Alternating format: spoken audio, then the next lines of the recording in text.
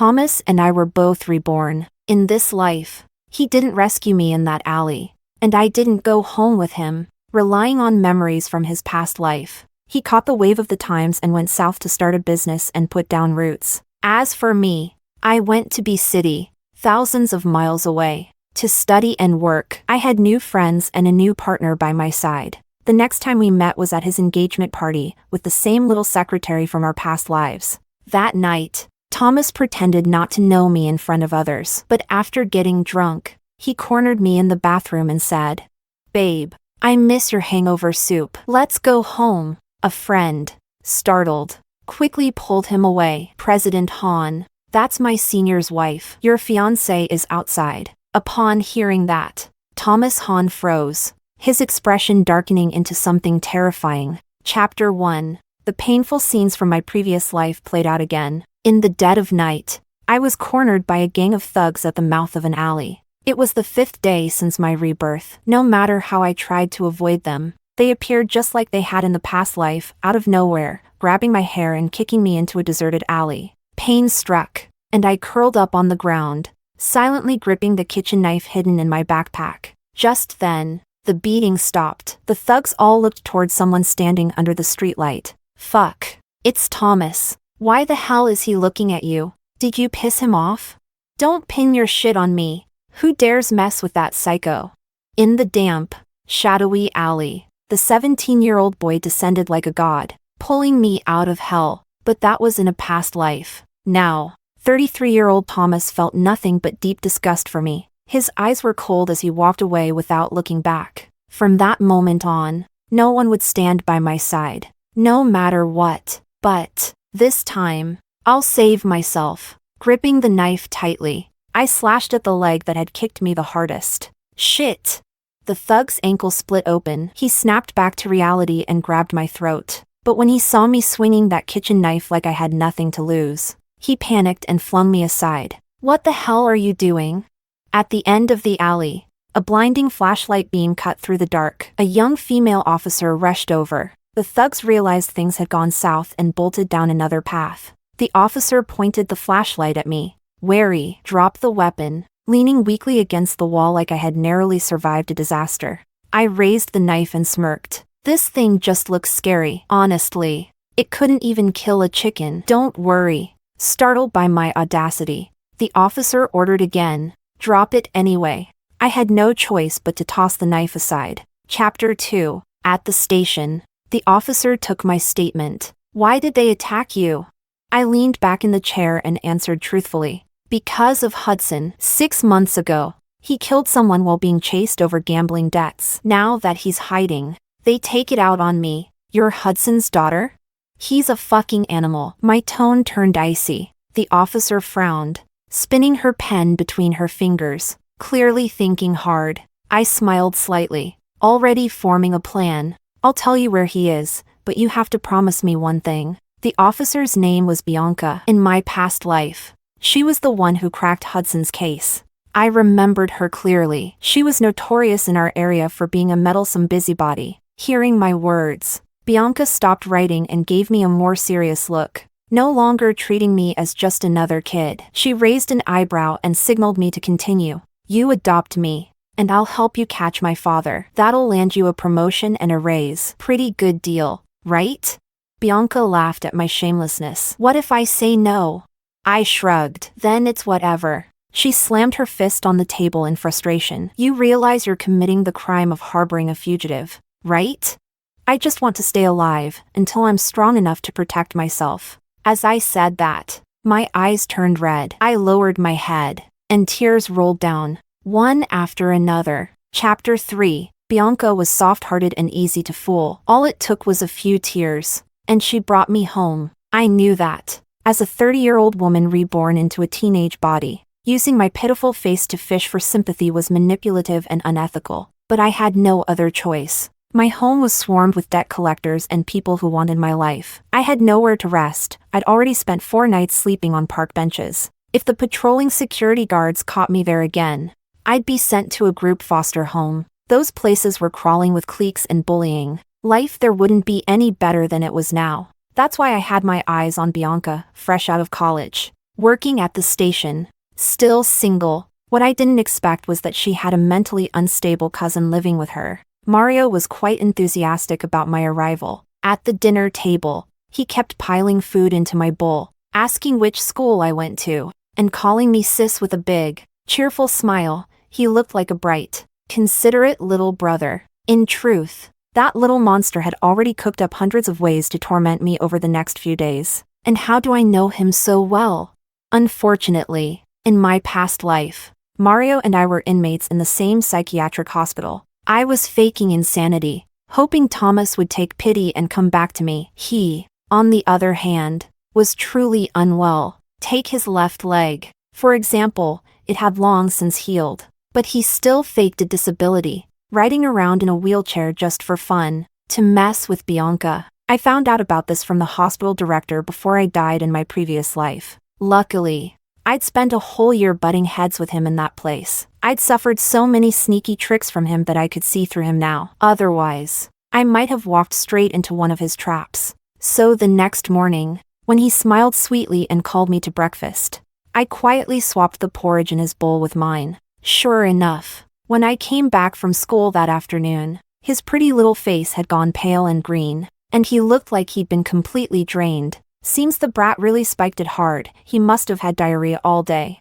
I was secretly thrilled but kept a straight face as I squatted down in front of him, acting concerned. Mario was only 12 at the time, and clearly didn't suspect me. He just frowned deeply, probably still trying to figure out where he'd gone wrong. After showering, I was about to rest when Mario suddenly cried out, panicking, "Ah, the necklace Mom gave me is gone."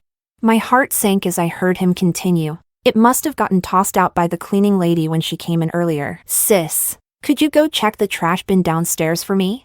Bianca knew his tricks all too well. "Mario, I dare you to try pulling that crap again." I tugged at her hand, looking especially well behaved. "It's okay, Officer Bianca. It's just downstairs. I'll find it and be right back." I'm sure he wouldn't play me like that. Like hell I was going to look for some dumb necklace. I ran straight to the convenience store downstairs, bought a 50-cent popsicle, and blended in with a group of elderly folks, happily watching the clunky old box TV set up by the store entrance. Then, through the noise and chatter, a familiar voice rang out. It was Thomas. Chapter 4. This wasn't far from his place. There was only one convenience store on this street, so it wasn't surprising to run into him. He was holding a popsicle and some candy, the same kinds he used to love buying for me. He never ate them himself, so who were they for now? I didn't want to think about it. I patted the dust off my butt, stood up, tossed the popsicle stick into the trash can, and walked toward him. Thomas saw me and instinctively took a few steps back, like I was some kind of venomous creature. To be fair, I was too crazy in my last life. I'd conditioned him to react like this. I smiled indifferently. "Were you the one who called the police yesterday?" Thomas frowned. "Don't get it twisted. I would have done the same for anyone." Yeah, that's exactly the kind of person he is, cold and unapproachable on the outside, but soft-hearted underneath. He'd give up his seat for elderly strangers, feed stray cats by the roadside, and take in a clingy, bullied girl like me without complaint, year after year. He also brought a homeless little secretary into his bed in the 5th year of our marriage. "Big brother." A little girl came running out from behind a shelf, grabbing Thomas's hand and offering him a snack. "I want this one too."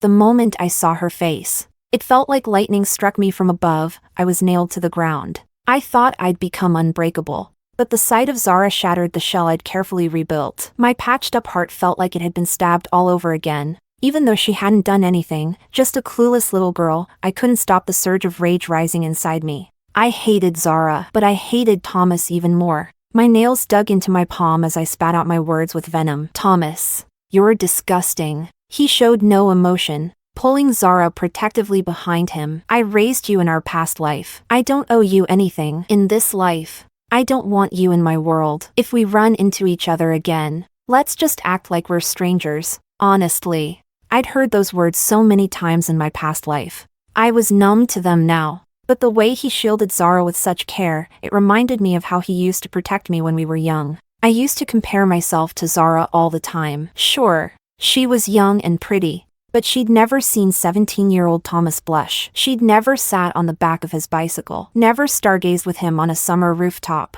But now, even that once pure piece of youth we shared had been tainted. My anger faded unexpectedly, and along with it, so did my hatred toward Zara. I forced a smile and said, "All right." Chapter 5. When I got home, Mario was still awake. He was half leaning on his bed with a book in his hands, deliberately leaving the door open, waiting for me. He pointed to the necklace on the table and said with exaggerated guilt, "Oops, sorry. Turns out it was here all along. I made you look for nothing, sis." My emotions were on edge, and he happened to walk right into it. Mario didn't sense the storm coming. He was still all smiles. That was, until I walked into his room, snatched his book, and patted his head with my filthy hands. That was when Mario dropped the act. He had a serious case of mysophobia. He hated being touched, especially by me, and I deliberately wiped my nose in front of him before I reached out. As I closed the door,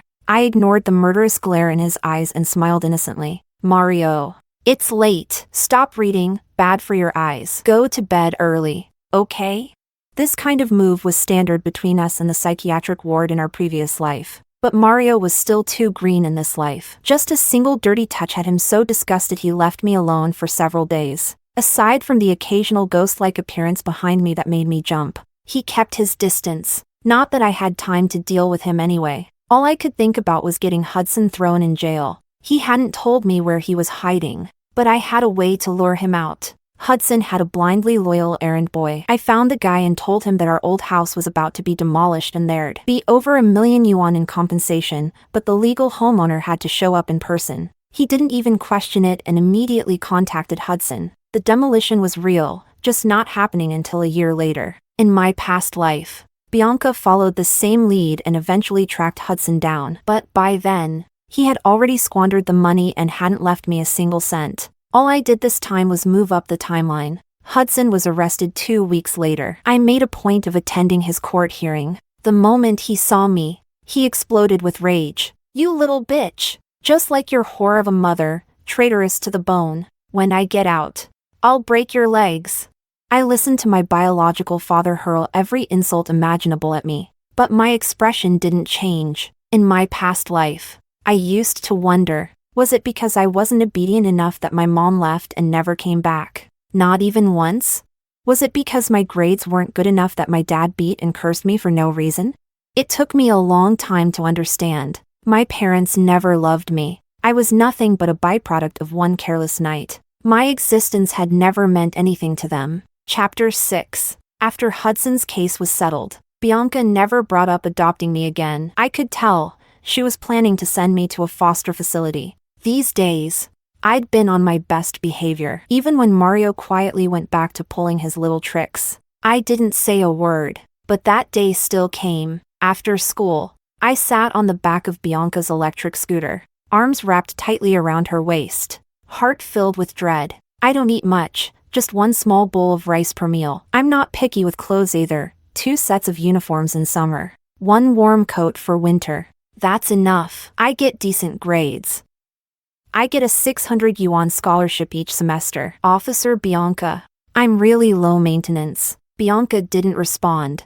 I didn't know if it was the wind or if she was pretending not to hear me. And just like that, I suddenly burst into tears. This time, it wasn't fake. The tears rolled down, big and heavy. To be honest, I actually liked Bianca quite a bit, even though she had a nasty temper and a loud voice, and she'd shout my name at the top of her lungs at the school gate every day, which embarrassed me to death. I still ran to her with my head held high, even though she was all thumbs and the braids she did for me looked like a bird's nest. I never had the heart to undo them. Crying, I cursed through my sobs. "Bianca, fuck you. You're so fucking annoying. If you didn't want to adopt me, why'd you have to treat me so well?" At that moment, the scooter came to a halt. Bianca took off her helmet, clearly pissed. "What did you just call me? Rebecca? You're not even on my household register yet and you're already climbing on my head? Damn, you've got balls. Cussing like that. Who the hell taught you that language?" I froze. I thought I misheard her. "Aren't you sending me to the welfare center?" Bianca looked confused. Didn't I already tell you, if you helped me crack the case, I'd adopt you?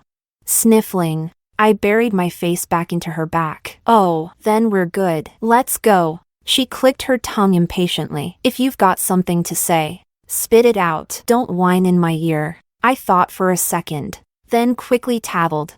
Your little cousin, I don't even know where to start with him. After ranting about Mario with Bianca, we went back home. Mario could tell something was off in Bianca's attitude toward him tonight. That usual gentle smile in his eyes slowly turned chilling. He looked at me, the corner of his lips curving into a wicked smirk. Cousin, he said sweetly, I've been in C-City for a while now. Don't you think it's time I started school too? My heart sank. Then I saw Mario's slender fingers bring a grape to my lips. His voice was soft and silky. Sis, how about we go to the same school? That way, we can look out for each other. Chapter 7. Mario was in 7th grade now. While I was in 9th, we weren't in the same building. There were no elevators at school. Every morning, I had to help him up 5 flights of stairs to his classroom, then climb up to my own class. Also on the 5th floor. Sometimes, he'd get playful and purposely drop things along the way, making me run back and forth to pick them up. Of course, I didn't let him off easy either. I poured fermented tofu brine into his backpack, drew pig faces on the back of his school uniform.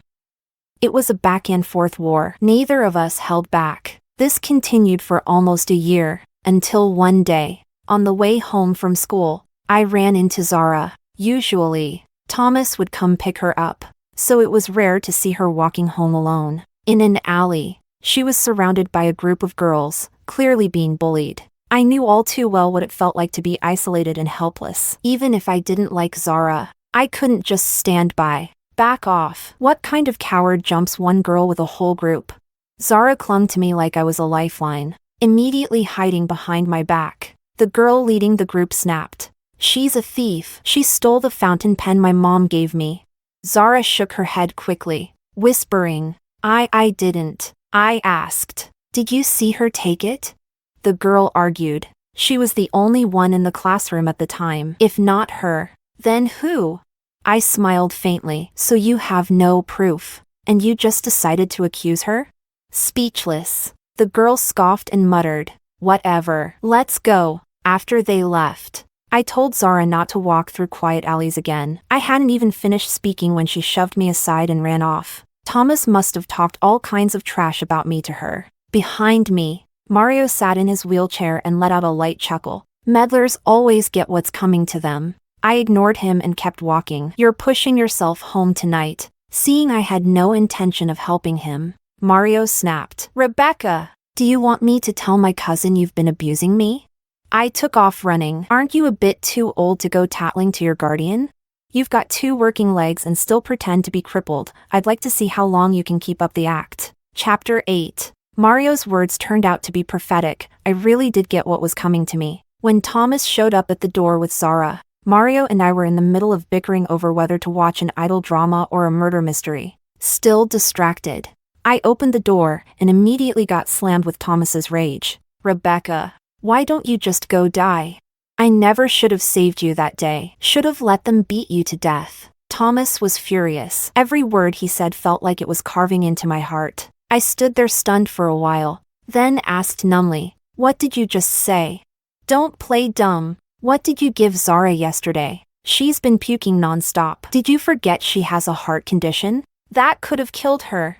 I froze, and my mind flashed to that expired sandwich that had mysteriously gone missing from my backpack yesterday, the one I'd packed for Mario. I slowly turned my head and locked eyes with Mario. He was smirking like he was watching an entertaining show. He'd seen Zara steal it yesterday, and said nothing on purpose. Mario shrugged silently and mouthed, I did warn you. Blame your own stupidity. Grinding my teeth, I shot him a glare before shifting my attention to Zara. I smiled faintly, mockingly. Maybe ask her where the sandwich came from, then come back and question me. Zara hid behind Thomas, her voice soft and timid. Let's go, brother. I don't think this sister likes me very much. Thomas snapped and grabbed me by the neck. Eyes bloodshot. Still trying to lie your way out? My mind flashed back to just after I graduated. He'd taken me on a trip. and we were in a car accident. A truck had lost control and came barreling toward me. Thomas had rushed from 100 meters away to shield me with his own body. Back then, he probably never imagined that the girl he nearly died protecting, one day he'd be choking her, wishing her dead. I blinked, and a single tear slid from the corner of my eye. Thomas paused. His grip loosened slightly. That's when a fist slammed into the side of his face. Who said you could touch her? Mario shook out his wrist. I looked up at him. He was now half a head taller than me. Still looked like a kid next to Thomas. Though, I had thought he'd just stand by and watch. But to my surprise, the kid still had some shred of a conscience. Only a shred. He didn't forget to mock me. Rebecca, you're always so fierce at home. What happened? One outsider shows up and you turn into a scared little quail. I ignored the jab and grabbed his hand to check. Does it hurt? It was a little red. Such delicate skin. A real pampered little young master. Mario tried to shake me off. What are you doing? I held him firmly. Don't move. If you got hurt because of me, I'm not taking responsibility. Mario froze for a second, then stopped struggling and let me inspect him. Who wants your damn responsibility? Thomas looked at the two of us, scoffing. Didn't take you long to find another protector. I shot him a cold look. What's that got to do with you? Thomas clenched his fists in anger, hating himself for saying something that made it sound like he was jealous. But the image of Rebecca getting close and comfortable with someone else, it pressed down on his chest like a boulder, suffocating. Then Zara tugged on his sleeve, her face pale. Brother, I don't feel good. That brought him back to reality. Without another word, he scooped Zara up and rushed her to the hospital. Chapter 9. Watching Thomas's anxious back as he rushed away, something twisted inside my chest. It hurt. Faint but real. Mario frowned, yanked his hand out of mine. His obedient mask dropped in an instant, replaced with a cruel glare. You like him? I looked away and headed toward my room. So pathetic. He sneered behind me. He doesn't even want to look at you. I stopped in my tracks and raised an eyebrow at him. Well, that's still better than you. At least I'm not some mentally twisted freak who has to fake being crippled just to get attention. But even then, your parents couldn't care less whether you live or die. They only love that sweet little brother of yours. Someone like you should be locked up in a psych ward forever. Mario was diagnosed with a mental disorder when he was very young. After that, his parents gave up on him completely and had another son to replace him. If it hadn't been for Bianca, he would have already been dumped in a mental institution. His eyes went bloodshot, clearly furious. I didn't care. He had it coming with that mouth of his. After that night, Mario stopped pretending to be disabled. When Bianca came back from a business trip and found out he'd been faking the whole time, she completely lost it and chewed him out. That summer, Mario and I didn't speak to each other. I was busy dealing with our house's demolition compensation. The house had originally belonged to my mom. Back when she divorced Hudson, she gave him the house, but only on the condition that my name was added to the deed. I didn't find out about this until after I married Thomas in my past life. By then, my mom had built a new life, a kind husband, an adorable daughter. The only time I saw her again was by chance. She saw me, living in a seemingly happy marriage like she once had, and cried while holding my hand for a long time. Looking back now, I think, maybe she did love me, just not enough, not more than she loved her own life. And I no longer blamed her. After Hudson's gambling debts were cleared, I ended up receiving 520,000 yuan from the demolition. I gave it all to Bianca to cover my future school expenses. Bianca stroked the money in her hand and muttered, "Are you raising me now? Or am I raising you?" On the day the payout was made, I ran into Zara. She apologized to me. I told my brother everything. "I'm really sorry." When I didn't respond, she handed me a small bag of candy and explained, "I grew up in an orphanage. The older kids used to bully me and take my food. I was always hungry. That's why I started stealing. It's become a habit. But I promise, I'll change. Sis, can you forgive me?" I didn't know how to describe what I felt at that moment. It was complicated. When I took the candy from her, her eyes lit up like a switch had flipped. She started chatting nonstop, telling me all sorts of things. And suddenly, I understood why Thomas fell for Zara. On one hand, there was a pregnant woman with unstable moods. On the other, a young, vibrant girl full of life. Anyone would have been tempted. Zara told me they were moving south. Thomas had bought a house near mine a year ago at a low price and made a good profit. Now, with that money, he didn't have to give up school like in his past life, working part-time while supporting me through college. With his brains, this life would only shine brighter than the last. But what did any of that have to do with me anymore? From now on, we would be strangers living under different skies, never to meet again. Chapter 10. It wasn't until the end of the summer break that I realized I hadn't seen Mario in a long time. Bianca told me he'd gone to B-City for some kind of competition. A week into the new school year, I finally saw him in my class. The star physics student who had skipped 2 grades. I had completely forgotten that. In his past life, he was a physics professor at a university. Mario sat right behind me during English class. He leaned over his desk and poked me in the back. "Rebecca, let's make peace." I almost burst out laughing. Did we ever not get along? I apologize for how I acted before. I leaned back in my chair. He was so close I could smell the faint scent of citrus. It must have been Bianca's new citrus-scented laundry detergent. I wasn't sure if it was coming from him or me. I spaced out for a second, then replied, "I'm sorry too." He tugged lightly at the ends of my hair and smiled. "Good." My deskmate glanced between us with gossip all over her face. "You too. What's going on here?" I tapped her on the head with my pen. "What are you thinking? He's my little brother." Right after I said that, I felt a chill from behind, and an ominous premonition crept up my spine. Before I could react, Mario raised his hand. "Teacher, Rebecca says she knows how to solve this problem." I took a deep breath. I wanted to kill him. Still, things between Mario and me stayed relatively peaceful after that. We walked to and from school together, bickered from time to time, pranked each other a little, but once we hit senior year, he started acting weird. He didn't want to share an umbrella with me anymore, refused to be in the same bedroom, and snapped at the smallest things. I figured he was just going through puberty, or maybe his condition was flaring up again. I didn't pay it much attention and threw myself into studying. I knew I wasn't naturally smart. In my past life, I got into B university thanks to a lucky break, but that had been over a decade ago. I didn't know if I could pull it off again. So I doubled down, studying twice as hard, grinding through textbooks and practice problems. Mario, meanwhile, had already received offers from top universities thanks to his physics competition results. It was January, snow-blanketed Sea City outside. While inside the house, the heater was blasting. I was still doing practice tests at midnight. My mouth was dry from the heat, so I went to the kitchen for a glass of cold water. Mario was watching an idol drama again. As I walked by, he looked up and suddenly asked, "Which university do you want to go to?"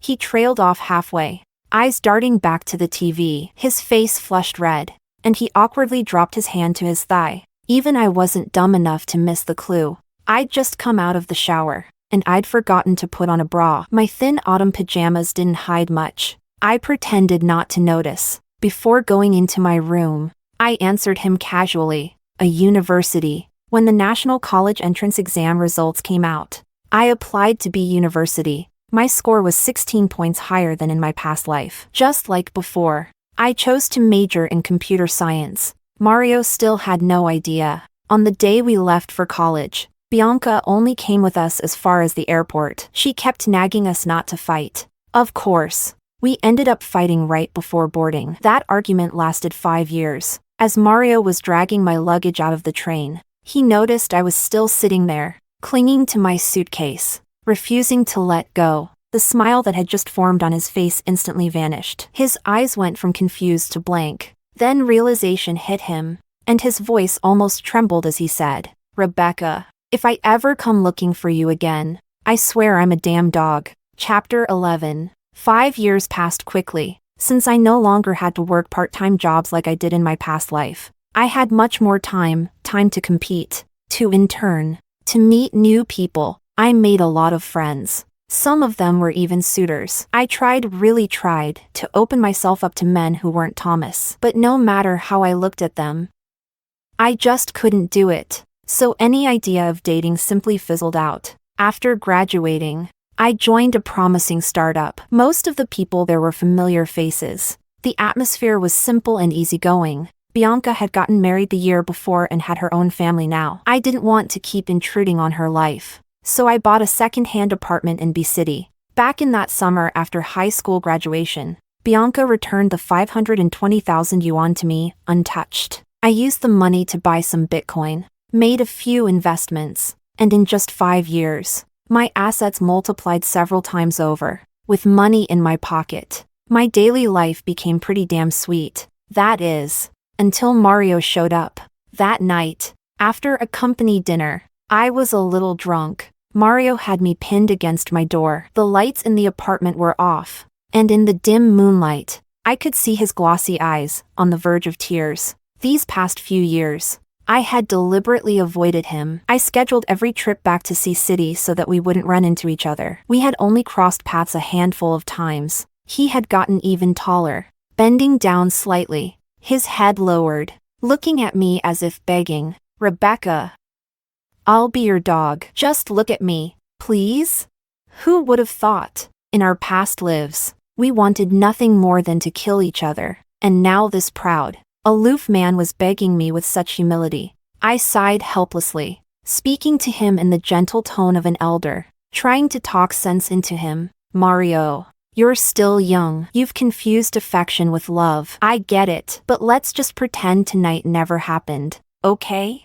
Before I could finish, he kissed me. It was clumsy but forceful. Maybe it was the alcohol, but I forgot to push him away. I let myself fall with him, heart pounding, limbs weak. He finally pulled back after what felt like forever. At some point, he'd turned on the lights. I still had my eyes closed. He chuckled softly, then leaned in again, placing a gentle kiss on the corner of my lips. His breath, warm and heavy, brushed against my ear. "Do you still think I'm a kid? Your body doesn't lie. Listen, it's your heart. It's racing for me." He pressed 2 fingers to my pulse, then brought my wrist to his lips and kissed it. His voice seductive, his laugh low and dangerous, with that exquisitely carved, devilishly handsome face of his. It was impossible not to feel tempted. But if I'm honest, I didn't have deep feelings for him. At best, this moment was lust, the work of hormones, and more than anything, I didn't want this to ruin the bond one had with Bianca. I turned my face away, rejecting him once again. If my heart wasn't beating, I'd be dead. Chapter 12. But this time, it seemed Mario had no intention of giving up. Every day, he dressed to the nines waiting for me after work, cooked dinner with his own hands, then drove 40 minutes back to campus. That went on for 6 whole months. That night, a heavy storm hit. I softened for a moment and let him stay in the guest room. From that night on, he just never left. He treated my place like it was his own home. I didn't have time to argue, so I handed him a key and went on a business trip to the southern part of the city. During that 2-week trip, Mario called me every night, talked about everything and nothing. Honestly, I felt kind of happy. It was like, just knowing there was someone waiting at home made work feel less tiring. On the day the project wrapped, Ava called me. She was back in South City for a short break and said she owed me a big dinner. Ava had been my roommate in college. Now she was a graduate student at B University. And as fate would have it, Mario's academic junior. We were close, so I didn't turn her down. What I didn't expect was that the big dinner turned out to be Thomas and Zara's engagement banquet. In the hotel, Ava noticed me staring at the engagement photo on the big screen and chirped.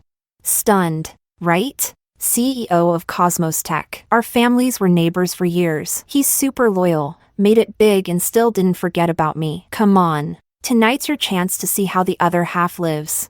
I frowned and turned to leave. Crashing someone else's wedding meal? That's just embarrassing. You go enjoy yourself, I'm leaving. What do you mean crashing? I gave a red envelope.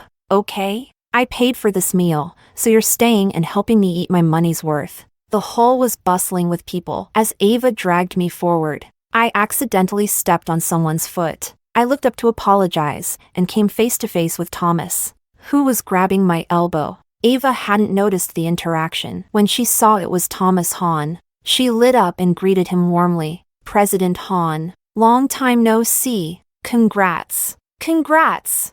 Thomas had already let go of my arm. his expression unreadable, as if that moment just now was nothing more than a polite reflex. This must be Miss Ava's friend. Since you're here, please eat and drink well. It's on me. With him saying that, if I kept insisting on leaving, it'd look like I still cared. So in the end, Ava and I found a table and sat down. She was still chattering beside me.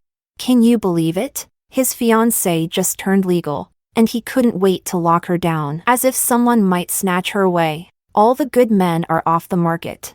I'm telling you, they went all out for an engagement. Most people don't even get this kind of wedding. I lowered my head and picked at the food, but it all tasted like ash. Suddenly, I remembered, Thomas and I never had a wedding. Back then, we were both broke. We signed the marriage papers at the registry office, grabbed a quick meal at a small restaurant, and that was it. I told myself it didn't matter, but Thomas, he never let it go. He kept promising me that one day, when he had the money, he'd book the most luxurious hotel in South City and put a diamond the size of a pigeon egg on my finger. I laughed at him back then, called him dramatic, and now, years later, what I got instead was Thomas, arm in arm with another woman, raising a toast to me. I snapped back to the present, lifted my glass, and returned his toast. Then I wish President Han and his lovely wife a life full of love. 3 meals a day, 4 seasons of peace. Thomas looked like he'd been drinking. His voice was low and hoarse. Thanks, Miss Lee. I'll take those words to heart. Zara didn't recognize me. Her eyes sparkled with joy, and the way she looked at Thomas was full of love. After they walked off, Ava turned to me and asked, "Wait, you know President Han? He kept looking at you. Also, how did he know your last name's Lee?" I changed the subject and excused myself to the restroom. Chapter 13. Mario video called me. I tapped to answer. Suddenly, a hand reached out from the shadows and grabbed me. My phone fell to the floor. Thomas, reeking of alcohol, buried his face in my shoulder. It was just like in our past life, after countless nights of business drinking. He would come home like this, acting all clingy and affectionate. "Babe, I want your hangover soup.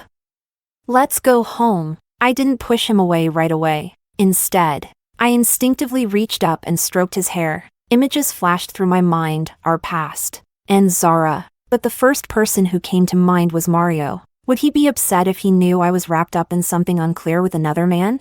That was when I realized, without knowing it, Mario had already taken Thomas's place in my heart. My mind snapped clear in an instant. I pushed Thomas away. At that moment, Ava appeared at the door. She freaked out and yanked Thomas back from me. "President Han, that's my senior's wife. Your fiancé is outside." Ava had taken Mario's bribe long ago and had been matchmaking the two of us ever since. Mario stuck to me every day, and all our mutual friends already assumed we were a couple. I didn't bother to explain, but hearing Ava's words, Thomas seemed to sober up on the spot. His gaze turned dark, dangerously dark. He tugged at his tie and gave a faint, twisted smile. "My mistake. I'll apologize to Miss Lee properly another time." After he left, Ava shivered. "Thank God you're okay. If my senior found out you were hugged by another man, I'd lose a layer of skin next semester." I looked down at the phone still lying on the floor from the video call and thought, shit. Chapter 14. But to my surprise, Mario didn't even care, which was weird. Usually, if I even chatted too long with a male coworker, he'd start poking around, testing me subtly. I don't know why, but I got irrationally annoyed and ignored him for several days. Then Mario saw my chat with Thomas on WeChat.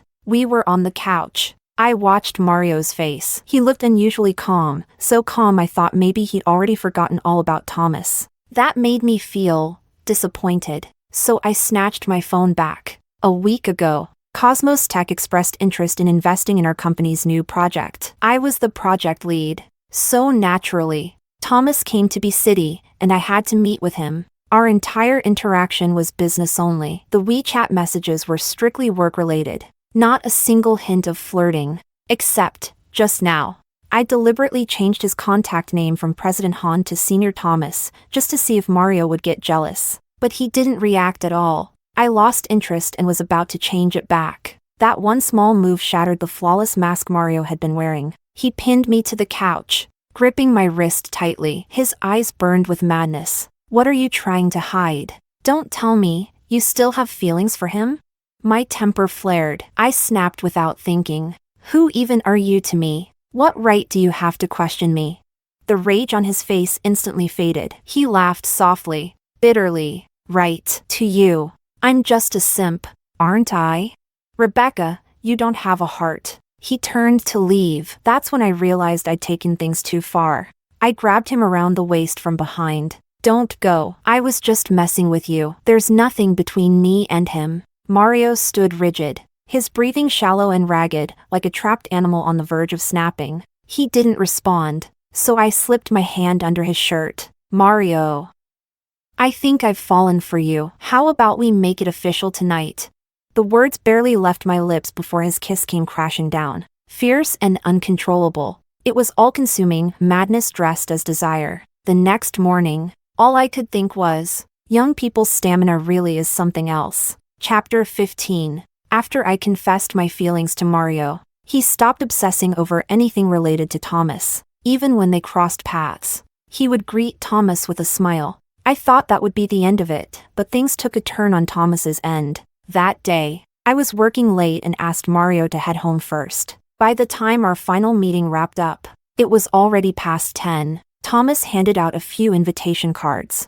I've arranged a dinner party tomorrow night at Lynn Manor. I hope your company's representatives will honor me with their presence. He was our project's biggest investor now. Since he extended the invitation in person, there was no reason to decline. My only concern was whether Mario would get upset about it again. I slid the invite into my bag and headed down in the elevator. Thomas stood right beside me, and his eyes kept drifting toward the back of my neck, making me deeply uncomfortable. From behind me, the intern Xiao Mei pulled out some ointment from her bag. Director Lee, looks like a mosquito bit your neck. I've got some cream, want me to dab it on for you? I suddenly remembered how Mario, ever since we slept together, had completely lost all sense of restraint. He'd left several marks on me. I forced a polite smile. Thanks, sorry to trouble you. When we reached the ground floor, I grabbed my bag and made a quick escape. That's when Thomas called out behind me. Rebecca. It was the first time since my rebirth that he'd called me that. Hearing it made my stomach churn. Still, I didn't want to make a scene. I swallowed my disgust and asked, President Han, is there something else? Thomas smiled gently and handed me a gift bag. I know you're still upset about the engagement. Excuse me? Is he out of his mind? And then, he ruffled my hair. Out of nowhere. This is my apology gift. He said, a dress. I had it custom made to your measurements. The backless design pairs beautifully with the butterfly-shaped birthmark between your shoulder blades. I hope you'll wear it to the dinner tomorrow. As soon as he finished, he cast a smug, provocative look behind me, and that's when I heard something hit the floor. Cold droplets splashed against my legs. A chill crept up my spine. I turned around slowly. Mario stood behind me. His eyes were hollow, his whole body trembling. At his feet, milk tea was spilled everywhere, from the shop I'd casually mentioned earlier today. My brain stopped working. I felt like I'd forgotten how to think. My limbs went stiff. He looked like he couldn't believe what he was seeing. He reached out, grabbed the gift box from Thomas's hand, checked the size of the dress, and let out a bitter, self-mocking laugh. He never looked at me, not once, just turned and walked away. Thomas wore a smug, victorious expression. He reached out to wipe a tear from my cheek with his finger and sighed dramatically. Babe, from now on, your tears belong to me. Smack! I slapped him across the face. He touched his cheek, lips curling into a twisted smile. He let out a low laugh, his eyes glued to me like a depraved, starving dog. As long as you come back to me. I don't care if you hate me. I didn't understand why Thomas was saying all this. Just like in our past life, I never understood how someone who claimed to love me so deeply could turn around and fall for someone else. Now he just seemed like a complete jackass. I slapped him again without another word and rushed after Mario. He hadn't gone far. I followed closely, about to reach out and grab him, then hesitated and pulled my hand back. What was I supposed to say? Mario. Thomas and I were married in our previous life. That's how he knows my clothing size, and the birthmark on my back. There was no way I could say that out loud. Because I knew one thing for sure, no matter how intimate two lovers may be, the wounds you expose in front of them can one day be turned into weapons against you. That was the lesson Thomas taught me. Just as I was about to give up, Mario suddenly grabbed my hand. His voice was low and hoarse. You don't have to explain. I believe you. Chapter 16. The next evening, Mario accompanied me to the dinner banquet. When Thomas saw us walking in hand, his expression flickered with surprise. He clearly didn't expect that after what happened the night before. We were still together. Mario, clearly holding a grudge, raised his wine glass and walked over to Thomas. President Han, you don't mind if I brought my fiancée along, right? Thomas had long since mastered the art of masking his emotions. His eyes held a polite smile, but his whitening knuckles on the wine glass betrayed the rage bubbling beneath the surface, like he could crush the glass at any moment. The rose doesn't necessarily belong to your garden just yet, he replied coolly. Mario fired back without hesitation, his tone sharp and mocking. Oh, President Han, such a comedian. What's the matter? Your backyard rose is not vibrant enough. So now you've got your eye on someone else's bloom? You might want to rein in that fickle nature of yours. Wouldn't want to end up with neither side wanting you. Both of them were tall, striking, and impossibly good-looking. Even standing at the edge of the room, they caught the attention of many. Now, with tension crackling between them like lightning, everyone could feel a fight brewing. Just as I was about to drag Mario away, Xiao Mei, the gossip-loving intern, chimed in. Hey, Director Lee, I heard you're getting married next month? That one line made Thomas's face go completely black. I froze, utterly confused. The culprit, however, looked proud of himself. Mario slung an arm over my shoulders. Yup, wedding set for the 15th next month. Everyone's invited. President Han, don't forget to come. As soon as he finished, Thomas threw a punch at Mario, and just like that, the two of them were brawling. I took a deep breath, ignored them, and called security. Then I stepped outside the banquet hall to cool down. A short while later, Mario came back, defeated. Thomas had never lost a fight, and tonight was no exception. Mario didn't even land a decent hit. His face was scraped and bruised. You said you wouldn't cause trouble, I said, walking ahead of him in the hallway. Frustrated, he trailed behind me, equally annoyed. I didn't cause trouble. In a few days we're going back to see City to get our marriage certificate. Wedding's next month.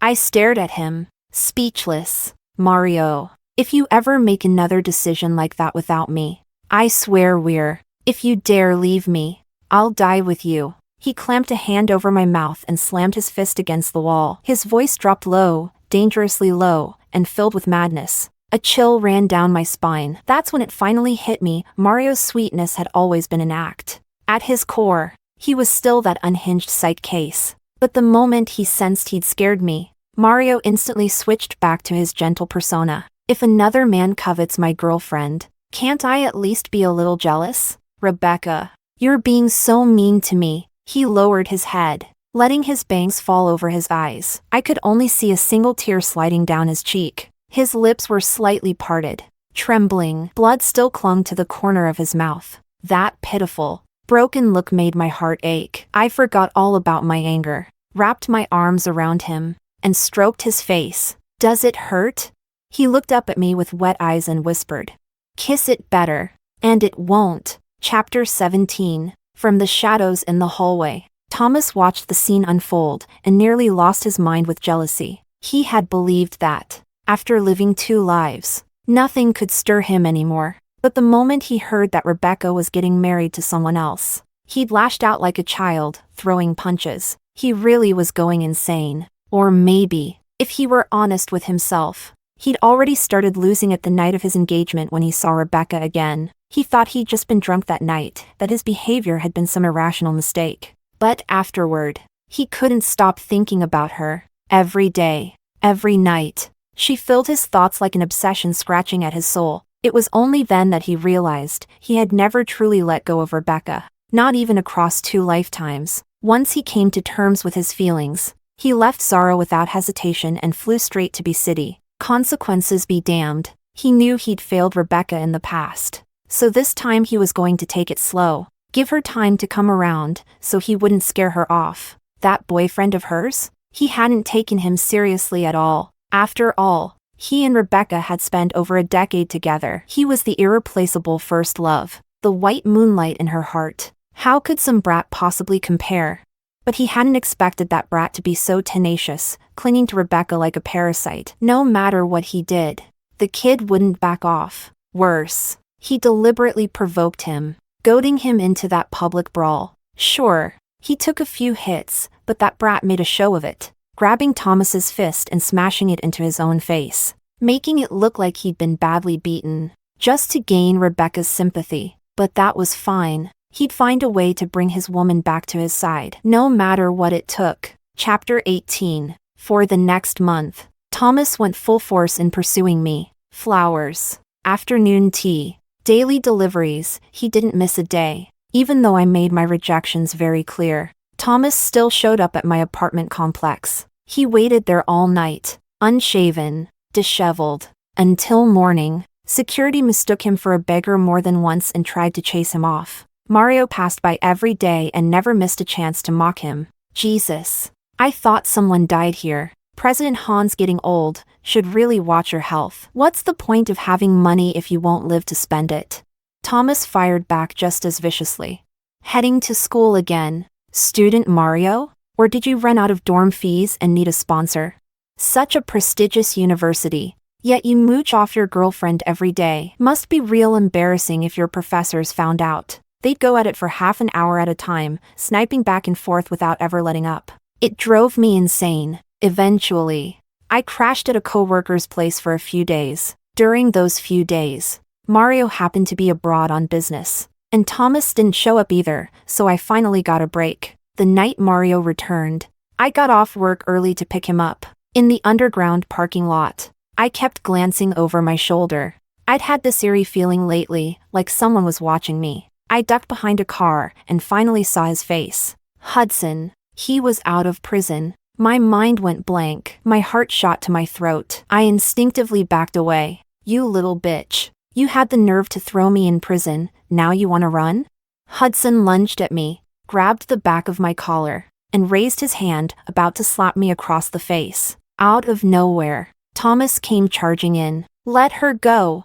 But by then, I had already lifted my leg and kicked Hudson square in the groin. He howled in agony. Thank God I'd never stopped going to martial arts classes. All those sessions finally paid off. Thomas stood there frozen, completely stunned. He clearly hadn't expected that the girl who used to hide behind him in fear could now take down a full-grown man in just a few moves. Security pinned Hudson to the ground. I pulled out my phone to call the police. But just then, Hudson broke free. He pulled out a sharp knife and charged at me like a madman. Before I could move, Thomas threw himself in front of me. The blade sank deep into his chest. Chapter 19. At the hospital, when Mario and Zara arrived, Thomas was still in surgery. Zara had already learned what happened. She didn't question or blame me, just asked a few things about Hudson. And when she found out I was determined to send him to jail no matter the cost, she simply focused on waiting outside the operating room. I sat quietly in the hallway, appearing calm, trying not to let Mario see anything was off with me. But when the doctor asked, "Who's the patient's family?" I cracked. I blurted it out without thinking. "I'm his wife." People were coming and going in the hallway. No one paid attention to what I said, except Mario. I couldn't read his face. He just stared at me, unmoving, expressionless. No anger, no yelling. It was the kind of calm that came right before a storm. I didn't dare look at him, didn't know how to explain. Later that night, Thomas was out of critical condition. We went home, walking in complete silence. The moment we stepped inside, Mario pulled me into his arms. His hands gripped my shoulders tight. His voice was on the edge of breaking. "Rebecca, you're driving me insane. Tell me, how far did you go with him? Here? Or here?" He touched me in two places as he asked. His hands were rough, his emotions spiraling out of control. I frowned and grabbed his wrist. "Don't start this again." But he was like a man possessed. He carried me straight to the bathroom. The next morning, when I woke up, Mario was gone. He'd taken all his things, left behind nothing but a single house key. I didn't text him, didn't ask him to stay. After I dealt with Hudson, I went back to work as usual. Thomas had taught me long ago, a man is just a seasoning in life. If he brings more anxiety than joy, throw him out. I'd lived by that philosophy in this life, but now that it applied to myself, it wasn't so easy to swallow. Thomas was awake. I visited him after work. Zara was there too. She pulled me aside to talk. Honestly, I recognized you the night of the engagement. She said, I didn't call you out because, yeah, I was bitter, but I've thought it over. It's not your fault. If anyone's to blame, it's Thomas, thinking about you while flirting with me. Sometimes I wonder, all these years, has he just been using me as your substitute? Whatever. Doesn't matter anymore. Whether he lives or dies now, it's none of my business. Inside the hospital room, Thomas looked like he was recovering well. He even had the nerve to use the whole taking a knife for me thing to try and guilt me back into his life. I didn't hold back. If you hadn't shown up and gotten in the way, I would have handled Hudson myself. A flash of disappointment passed through his eyes, but then he smiled faintly. But I heard the nurse say I'm your husband. I scowled. I wanted to go back in time and slap my past self for saying that. Rebecca, you still love me. Thomas looked at me, his eyes lighting up with dangerous hope. Love?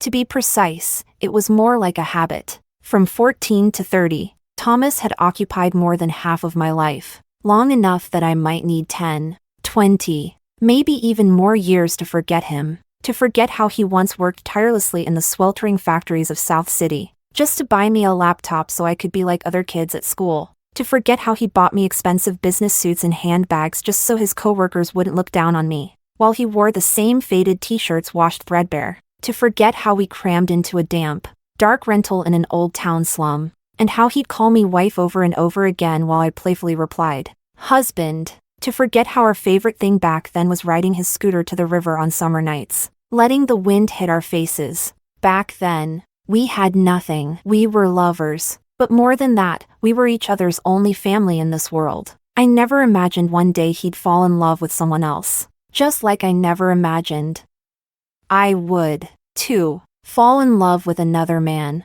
Thomas saw my eyes redden and thought he was getting through to me. He held my hand and said softly, baby, I didn't know how to treasure you back then. I only realized it after I lost you. Give me another chance. Let's start over. Only after losing did he regret it?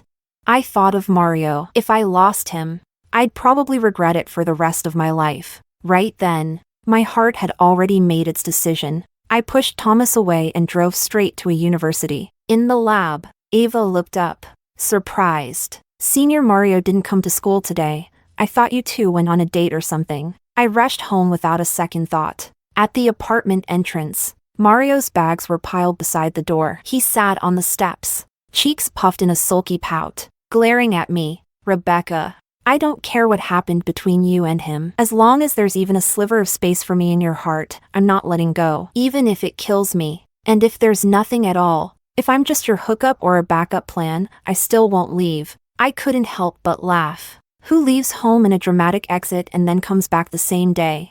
Mario's face flushed red. Yeah, okay. I'm that pathetic. Go ahead and laugh. I did laugh. Then I crouched down and hugged him. Mario, I just realized, I really like you. His eyes widened. He lit up. What did you say? I didn't hear that. I leaned closer and said it again. He pushed his luck. What? Say it louder. I narrowed my eyes. All right. That's enough out of you. That night, I called Bianca. Officer Bianca. If someday Mario and I have a huge falling out, will you? Before I could even finish, Bianca cut me off. Already knowing I was with Mario. Rebecca, you're my little sister too. No matter what happens between you and him, I'll always be your family. Don't be afraid. I'm here for you. The moment she said that, my tears flooded out like a broken dam. It felt like, after all these years, I finally found a place I could call home. 3 seconds later, the scolding came in loud and clear from the other end of the line. And I got married. Not buried. What's your excuse for not coming home for a year and a half? You think just sending money to my account every month is enough to buy me off? Good thing there's a holiday coming up. You two come back together. I'll make sure your brother-in-law cooks up a feast. Chapter 20. After Thomas was discharged from the hospital, he came by my apartment complex a few more times. To avoid any misunderstanding with Mario, I decided to just invite Thomas in and talk things out face to face. We stood on the balcony. Thomas rambled on about our past, trying to win me back. Annoyed, I asked him bluntly, "Thomas, do you even remember how I died in our last life?" He froze, staring at me in a daze, as if that fact had completely slipped his mind. His lips moved for a while before he finally squeezed out 2 words. "What?" "Depression, suicide." I raised my wrist casually. Right here. I still remember, the piece of rusty iron wasn't even sharp. I curled up under the blanket from dusk till dawn, cutting myself for hours before I finally lost the strength. "But what about you? When I was at my lowest point, you were off honeymooning in Hawaii with Zara. So tell me, what makes you think I could ever forgive you?" As I finished speaking, Thomas bolted like a frightened animal. He ran off and never came back. See?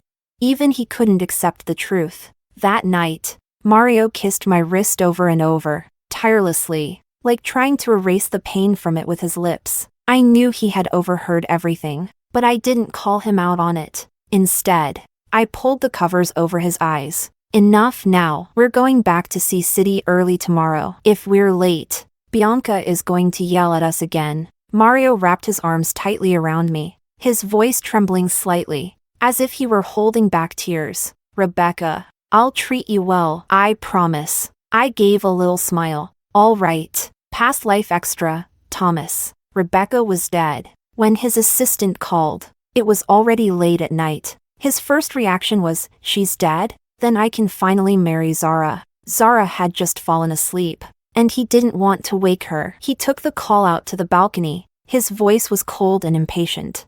"Don't you know it's the middle of the night in Hawaii?" The assistant on the other end clearly hesitated, then repeated, "Miss Lee has passed away." Thomas snapped back, "I'm not deaf." Then it hit him, there were quite a few people named Lee in the company. Afraid he might come off as too cold-blooded, he softened his tone. "I got it. Find a good cemetery. Make the funeral look decent. I'll fly back tomorrow." Thomas didn't feel much about Rebecca's death at the time, not until 10 years later. That year, he looked at his daughter with Zara and couldn't help thinking of the child Rebecca had lost. That one had also been a girl. She'd aborted the child after discovering his affair with Zara. He had been waiting for that baby for 6 whole months. It was just one night with Zara. How could Rebecca be so heartless as to get rid of their child?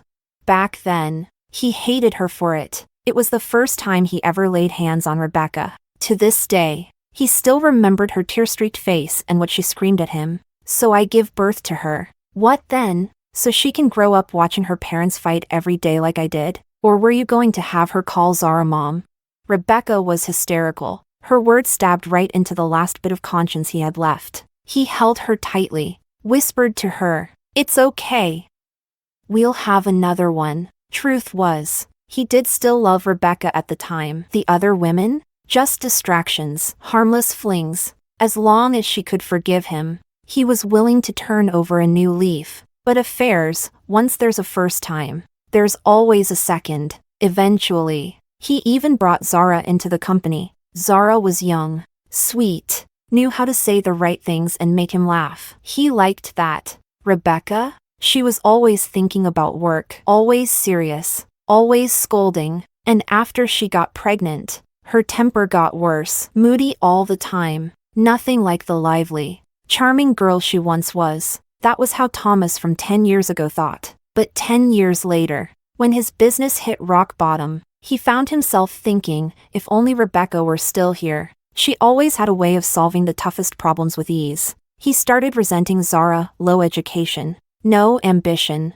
always clinging to him, whining. They argued again that day. And that night, he went to visit Rebecca. He sent people every year to tend her grave, but this was the first time he came in person. He leaned against her tombstone, staring out at the peaceful scenery around her, thinking to himself, at least the money spent on this view wasn't wasted. Then he suddenly felt the urge to cry. All Rebecca ever wanted, ever since she was a child, was a home of her own. But after they got together, most of their time was spent crammed into cheap, damp rentals. She had worked hard, saved up over 4 million yuan to buy a house. But instead, she gave that money to him to start his company. Later, when he made it big, he bought a house of his own. Rebecca spent over half a year decorating it. But before she even had a chance to live in it, he sent her to a psychiatric hospital. He buried his face in his hands, sobbing uncontrollably. He stayed there with her the whole night. The next morning,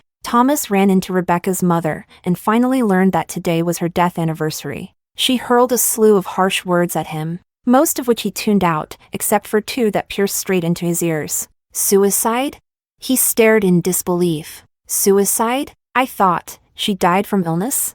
Upon hearing this, Rebecca's mother knelt by the grave and began to cry. If I had known she'd end up with a bastard like you, I would have dragged her to my side no matter what, even if it killed me. I was too selfish. Her voice broke. In the next life, please, let our Rebecca be born to a better mother. Thomas fled. He ran, as though trying to escape the weight of the truth. All these years, he believed Rebecca had faked mental illness to guilt-trip him, to force him into staying, so he had her committed. He thought she'd give in after a few days and agree to the divorce. Rebecca loved life so much, there was no way she'd actually kill herself. For years, he believed she'd died of natural causes. But when he visited the psychiatric hospital where she'd been confined, the truth came out. Rebecca had been suffering from severe depression. She'd shown signs of self-harm. She hadn't wanted to live. One of her fellow patients had kept her company, gave her something to hold on to, otherwise she wouldn't have lasted even that extra year. That night, Thomas had another dream. Truthfully, he had been dreaming of Rebecca often over the past few years, always the same dream. But this time, it was far clearer. In the dream, both he and Rebecca had been reborn, returned to their teenage years. Only, Thomas had returned with the mind of a 32-year-old. He didn't yet know she had died in her past life. He treated her badly, again. 10 years passed in the dream, and by the time he finally realized what he had lost, Rebecca didn't want him anymore. Like a thief, he stood in the shadows watching her walk down the aisle with someone else. She got married. She had a daughter. She smiled. He wandered the streets, mad, disoriented, no longer in touch with reality. In the end, he was hit by an out-of-control truck. Thomas jolted awake, drenched in cold sweat. He reached up to wipe his forehead, only to find bright red blood on his hand. The wail of ambulance sirens blared in his ears. That's when it hit him. It wasn't a dream. He really had been hit by a car. Story 2. Diego, my husband, suffers from Alzheimer's. He has forgotten everyone, yet he never forgets his goddess, Monica. He often runs to Monica's door, calling her name with deep affection. One day, while washing his clothes, I accidentally ruined a photo of Monica that he kept in his pocket. He picked up his cane and beat me until my head was bleeding. My son even blamed me. Mom, Aunt Monica is the woman Dad has loved his whole life. You ruined her photo on purpose, didn't you? It's no surprise Dad hit you. You're so old already, why be jealous of a picture?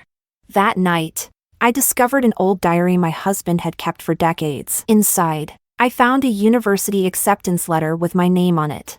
I remembered back then, my husband had told me that only he and Monica had been admitted to university, while I had failed. It turns out, he had hidden my acceptance letter for 40 years. I was so furious that my blood pressure spiked, and I fainted on the spot. When I woke up, I was back in 1976. To my shock, my husband had also been reborn. He wanted to leave me and live happily ever after with Monica. I refused. Chapter 1. Zoe, go and take Monica's place at the dam. In this weather, how could a city-educated youth like her handle such heavy labor? My shoulder ached from his grip, and when I turned around, I saw Diego's youthful face. I froze for a moment before realizing I had been reborn. At this moment, Diego and I had only been married for a month, and his goddess, Monica, had already caught the eye of the village officer. They were about to get engaged. What are you standing there for?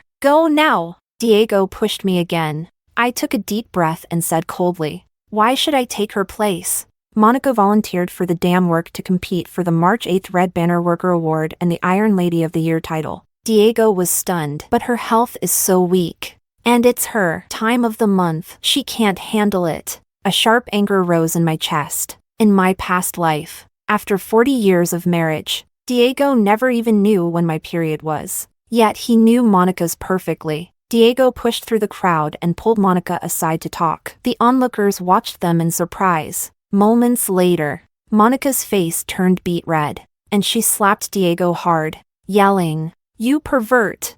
As Monica ran off crying, Diego, his face flushed with embarrassment, came back to me. His tone was stiff as he ordered, "Go explain to Monica. Tell her I was only concerned about her. I didn't mean to offend. Tell her this year's weather will be cold, and building the dam is tough work. If she insists on going, it could harm her ability to have children in the future." Hearing this, I knew Diego had also been reborn. In our past life, Monica had overworked herself during this dam project and caught a severe cold, damaging her body. After getting married, she struggled to conceive for years. For 10 years, Monica couldn't have a child, and her in-laws repeatedly demanded a divorce. She often came crying to Diego, who eventually helped her find several doctors to treat her, finally allowing her to have a child. I glared at him fiercely, raised my hand, and slapped him hard. I shouted, "Diego, you are my husband,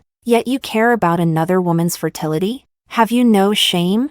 Diego's face darkened. He raised his hand as if to hit me but then lowered it. "Zoe, I'm just concerned about a colleague's health. How could you think so poorly of me? You need ideological education."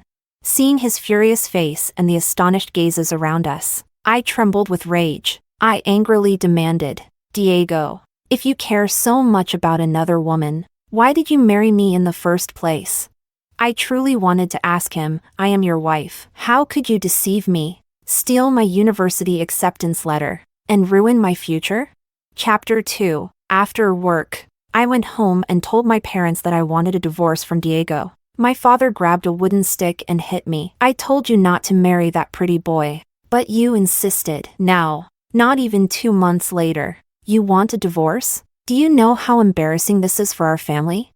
I cried and said, "He lied to me. He loves someone else, and he even tried to hit me, but my father dismissed me. What married couple doesn't fight? Besides, I heard you were the one who hit him. He didn't even lay a finger on you. Stop being so dramatic." My mother added, "You're a woman. How can you talk about divorce so casually? Don't you care about your reputation? If you mention divorce again, don't call yourself my daughter. I can't bear that shame." A deep despair enveloped me, making it hard to breathe.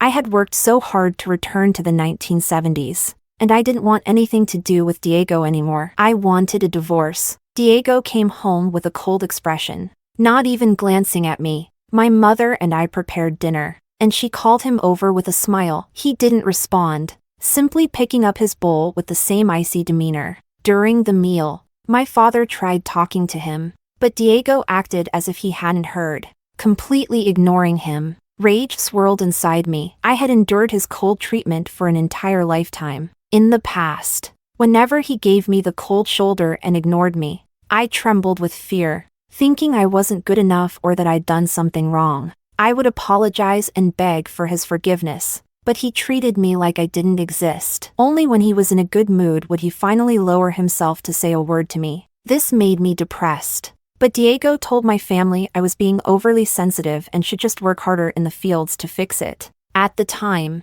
I didn't know his behavior was called emotional abuse. What hurt the most was that my family and friends all said he was a good husband. "You're so lucky. Diego never argues with you or lays a hand on you." Exactly. Diego has such a good temper. Even when you hit him, he doesn't hit back. Don't take advantage of him. This time, I wouldn't tolerate it anymore. I slammed my bowl down on the table. "Diego, my parents are talking to you. Why don't you answer them? They don't owe you anything." Diego barely lifted his eyelids and continued eating. My father scolded me. "What's with the attitude? Eat your meal and go feed the pigs when you're done. Stop making such a fuss all the time." That same feeling of helplessness from my past life choked me, making it hard to swallow. In this era, it's easy for a woman to get married, but getting a divorce? Nearly impossible. I must stand tall enough for my voice to be heard. I entered my younger brother's room and borrowed his textbooks to study. My brother mocked me. Sister, you're just a middle school student. Can you even understand high school textbooks? I rolled my eyes at him and said nothing. In my past life, I had been admitted to university. Besides, in my previous life, Diego was always busy with work, and I was the one tutoring our son and grandson to prevent others from saying that the wife of a great professor was illiterate. I read a lot of books during those years. I glanced through my brother's textbooks and smiled. Thankfully, I could understand the material. There were only 3 months left until the reinstatement of the college entrance examination. This time, I was determined to go to university. Diego continued to give me the cold shoulder, but I began learning to ignore it. If I don't care about you, you can't hurt me. The next day, as I passed by a grove of trees, I spotted Diego's sneaky figure. I quietly followed him and saw Diego taking 2 items out of his bag and handing them to Monica. Monica, I noticed your hands are chapped today. Here's some hand cream for you. Also, it must be freezing while you're working on the dam. Take this bottle of liquor. A sip will warm you up when it gets too cold. Diego, how generous of you. That box of hand cream was bought for our wedding, and I'd been reluctant to use it, saving it for when my hands cracked open badly. That green bottle of liquor was something my father had stored away for an entire year, intending to open it during the New Year celebration with relatives. Diego had taken it to give to his goddess. Chapter 3. When Diego first arrived in the countryside, his fair skin and handsome face attracted the attention of all the village girls and married women. I, too, had stolen a few glances at him. I never thought he would take an interest in me and try to win my favor. He would pick a bouquet of wildflowers or foxtails and secretly place them on my windowsill. He would carve little animals out of immature loofahs to cheer me up. Sometimes, when I returned from watering the vegetables in the field, he would wait nearby and play the harmonica for me. I thought he loved me, so I agreed to marry him. Only now do I realize that his affection for me and his affection for Monica are worlds apart. Monica frowned and said, Diego, you're already married. I can't keep accepting these things from you. Diego firmly stuffed the items into Monica's bag and said, even if I'm married, I'm still your brother. Besides, Monica, you should know better than anyone else the reason I married Zoe. It's all because. Don't say it. Monica sobbed as she carefully put away the hand cream and liquor. I know, marrying a village girl like Zoe must have been such a humiliation for you. Diego sighed helplessly. What else could I do? Zoe's grandfather is the village chief, and her mother keeps track of the work points. If I didn't marry her, I wouldn't even have enough food to eat, let alone share work points with you. So that's the truth. I clenched my jaw, my nails digging into the tree trunk. Monica continued sobbing, tears streaming down her face. Diego, don't come looking for me anymore. I'm about to marry Alex. His mother is starting to accept me. As long as I can win the Iron Lady title this year, she probably won't oppose me joining their family. Diego's expression changed drastically. No, you can't keep doing that job. The other day, I was too anxious and spoke harshly, making things difficult for you.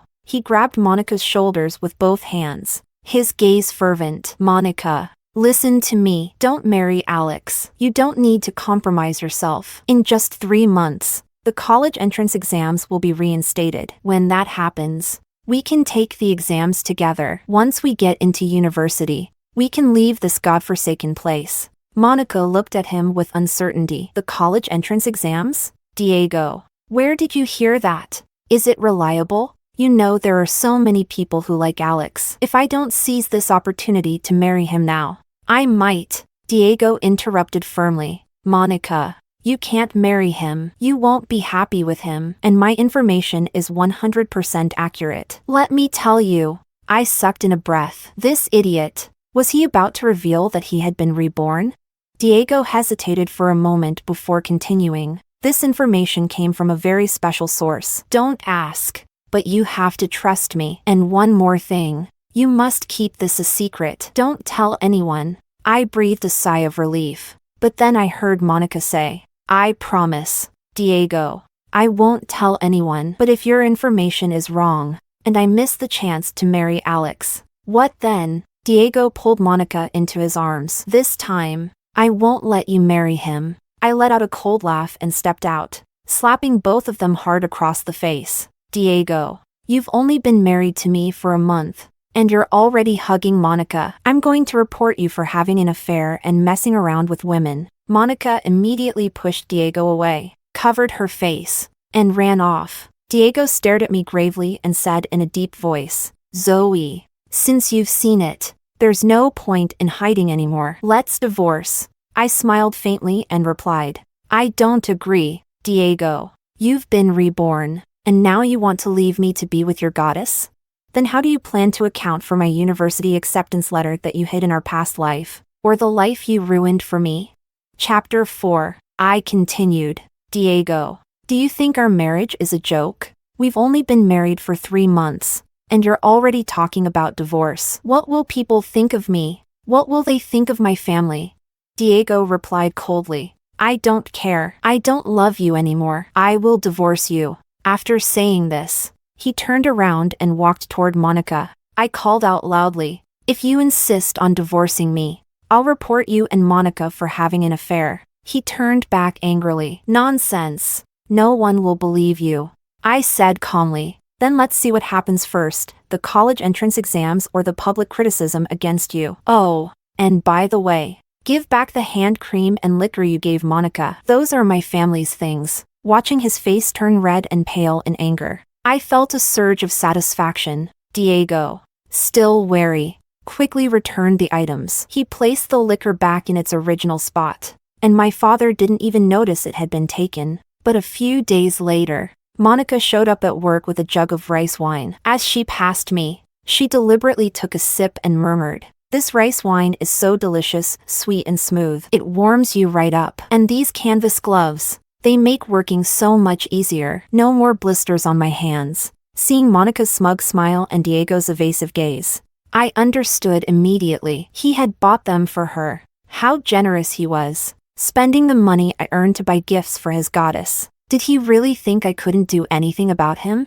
He seemed to forget that my grandfather was the village chief and my mother was the record keeper. I went to my grandfather and told him not to give Diego any special treatment. I suggested assigning him the hardest, most grueling tasks. After all, he was the son-in-law of our family, and favoritism would invite gossip. Then I spoke to my mother, telling her to record Diego's work points accurately and not give him any leeway. I also asked her to talk to the village accountant and ensure that Diego couldn't exchange his work points for money or ration coupons. If he married me because of my family's influence in the village, then I would make sure he felt the full benefits of being my husband. In my past life, Diego got into university but hid my acceptance letter. I was heartbroken, but I was also happy for him, thinking I had married the right person. The girls in the village envied me. My entire family worked tirelessly to support him through university, even sending money and food to his parents so he could study without distractions. Before he graduated, his father had an accident and became paralyzed. His mother had to help his sister take care of her children, so I was sent to look after his father. When he brought me back to the city, I was overjoyed. Everyone said I was going to live a good life in the city. But in reality, I spent 30 to 40 years as a maid for his family. Looking back now, I realized he hid my university acceptance letter just so my family would devote all their resources to supporting him. Chapter 5. Diego quickly noticed my actions. At first, he maintained his cold demeanor, thinking he could handle me the same way he did in our past life. But after just a few days of being assigned increasingly heavy work, he couldn't hold back any longer and came to find me. Zoe, I only take care of Monica because we're from the same place. Don't overthink it. I've been reflecting these past few days, and I've realized I can't live without you. From now on, I'll keep my distance from Monica. Please don't be angry anymore. Go talk to grandfather and ask him to let me go back to my old job. Carrying dirt is too much for me. Look at my shoulders, they're blistered. As he spoke, he exposed his reddened shoulders, trying to evoke my sympathy. I glanced at him indifferently and said, Diego, everyone is rushing to meet the dam construction deadline. As the grandson-in-law of the village chief, you should set an example. Diego was furious. but he had no choice but to endure it. I underestimated Diego's determination. I started noticing that he often came home very late. When I went to the village to look for him, I found him and Monica hiding in the cowshed, supposedly studying together. But more often than not, it was Diego tutoring Monica. His reputation as a professor in our past life wasn't just for show. He was clearly worried that Monica might not pass the exam this time and was doing everything he could to ensure she succeeded. An idea crossed my mind. Since he's such a good teacher, it would be a waste not to make full use of him. I deliberately leaked the news about the upcoming college entrance exams to the other educated youth and mentioned Diego secretly tutoring Monica. As expected, on the third evening, when Diego was tutoring Monica, the other educated youth caught them in the act. Left with no choice, Diego agreed to tutor everyone together. Otherwise, the others threatened to report him for improper relations with Monica. Seeing Diego's and Monica's near tearful faces, I couldn't help but smile. Their good days were just beginning. Diego started coming home later and later. I warned him that if he came back late again, I'd bolt the door and leave him outside. Diego didn't take me seriously. That night, I deliberately bolted the door early, leaving him knocking outside for a long time. When my family tried to open the door for him, I stopped them. I didn't know where Diego ended up that night. But the next day, when I saw him at work, dark circles shadowed his eyes. After a few days of this, Diego finally gave in. After coming home from work and eating dinner, he no longer dared to leave the house. One day, I saw him go into my younger brother's room. Then he came to find me, staring at me for a long time before speaking. "What are you doing? Are you reading your brother's textbooks?" I replied calmly. "I heard the college entrance exams are coming back. I want to give it a try." In our past life, when news of the exams came, he wanted more time to study but was afraid of being criticized for slacking off. So he made me study with him. He said he wanted to go to college with me, painting a grand picture of our future together. I believed him and argued with my family, eventually securing half-day work and half-day study arrangements for both of us. It was because of me that he had the chance to go to college. But when I was accepted, he cut off my opportunity. Diego sneered. "You're just a middle school graduate. Do you really think you can outperform us high school graduates? Don't waste your time." I looked up at him. After his rebirth, he had become even more mean-spirited than in our past life. I replied calmly, "It doesn't matter if I don't pass. Learning more is always a good thing. Oh, by the way, I already told my family that I'll study at home in the mornings and go to work in the afternoons. Why are you still standing here? It's time to get to work." Diego stomped his foot hard, took a few steps, and then came back. "I want to study too. From now on, I'll only work half days." I closed my book and said, "That's not possible. Grandpa mentioned last night that several other educated youth have already applied for half-day work arrangements, and he approved them. The slots are full now, and no more will be approved." I added with a hint of threat in my voice. "Also, I heard that to take the college entrance exams, you need an introduction letter from the commune. With so many people wanting to take the exam, I wonder how many will actually get a letter." Diego angrily retorted, "Zoe, I'm your husband." Without lifting my head, I replied, "Didn't you want a divorce? If we divorce, you won't be my husband anymore." Diego hesitated for a moment before saying, "Zoe, I just want to go to college. I won't divorce you as long as you stop being so unreasonable." At this point, he still thought I was being unreasonable. I grinned. "I won't divorce you either, but I don't want you to go to college." Diego's pupils dilated as he staggered back a few steps. "You," lowering his voice, he asked, "Zoe, did you also come back to life?" I glanced at him sideways. "Take a guess." Diego gasped and stammered. "Then you. He closed his eyes, took a deep breath, and said, "Zoe, I can honestly say I never wronged you in our last life. Even though you're a rural woman, I never despised you. I stayed with you through it all and brought you to the city to enjoy a better life. If anything, I wronged Monica, making her suffer so many years of hardship. Zoe, our marriage was a mistake. This time, I want to make it right. Please, let me go." I laughed loudly. "A better life? What is a better life?" scraping food from the dirt to send you to college, serving your father's every need, carrying his waste, being scolded while doing disgusting, backbreaking work, or being a maid for your family my entire life, only to be criticized for not being capable, or enduring your emotional abuse for decades. That's the better life you gave me? Diego's face darkened. Enough. If you think our marriage was a mistake, then let's end it. After all, a forced melon is never sweet. I sneered. A forced melon may not be sweet, but I'm happy once I've plucked it. Diego left in a hurry, watching his retreating figure. I laughed, but soon tears began to flow down my face. Chapter 6. When news of the reinstatement of the college entrance exams spread, the entire village was in an uproar, especially the educated youth. At first, only a few studied at night, but now everyone was scrambling to take time off to prepare. Grandpa was deeply troubled by this. Diego also went to Grandpa to request leave, but Grandpa firmly denied his request. He told Diego that since both I and my younger brother were preparing for the college entrance exams, Diego should focus on farm work. Furious, Diego stormed over to confront me. I told him, yes, as long as you're still my husband, you can forget about taking the exams. Diego was enraged but powerless. Now, my family and I kept a close eye on him every day, making it nearly impossible for him to see Monica.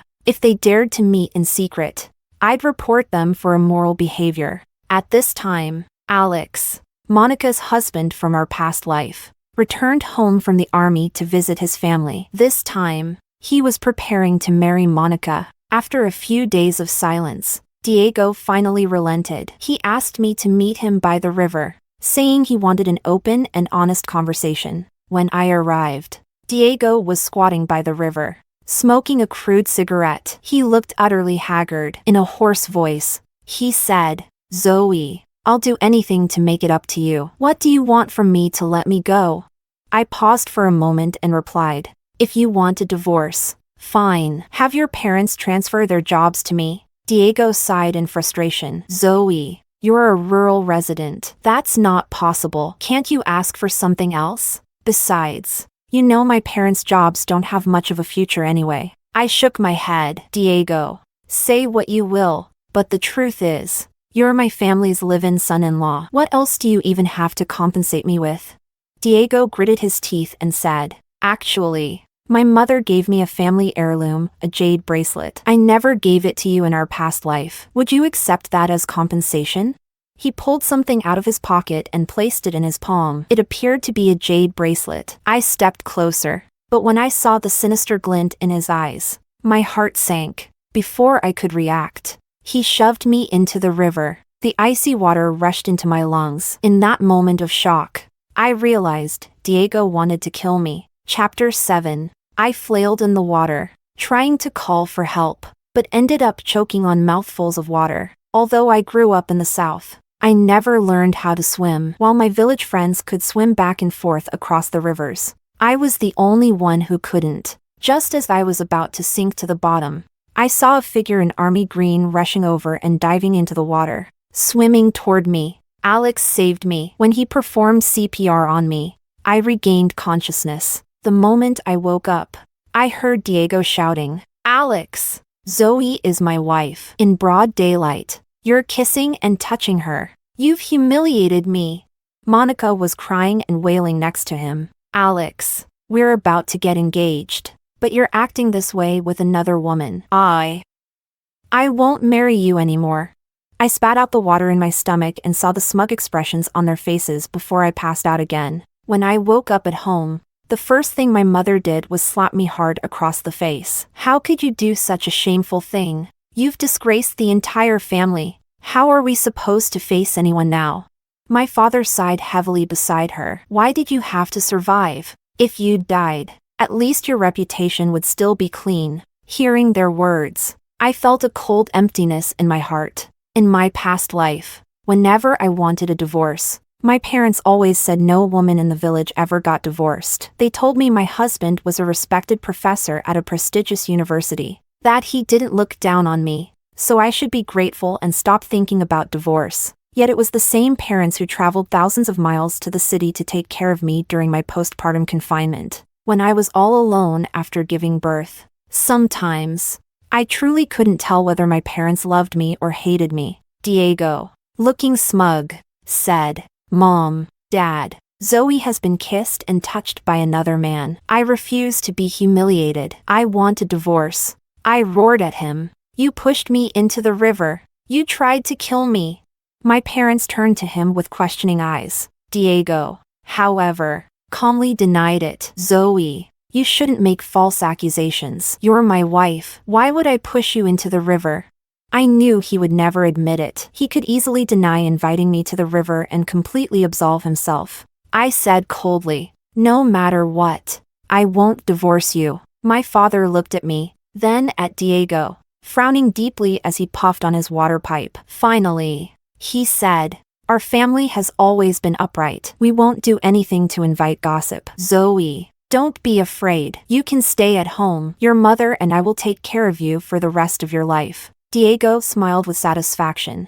I questioned my father why he agreed to the divorce. His cloudy eyes stared at the uneven ground as he said, "Zoe, Diego's heart isn't with you. In the past, with your grandfathers and my influence, we could suppress him and ensure he wouldn't mistreat you. But now he's about to take the college entrance exams. If he gets in, you won't be a match for him anymore. Our family won't be able to control him. Zoe, there's an old saying, a good marriage is between equals. But you young girls, you always chase after love and emotions. No wonder you end up suffering. He's already shown he has the intent to harm you. If you don't divorce now and he tries to kill you again, what will you do?"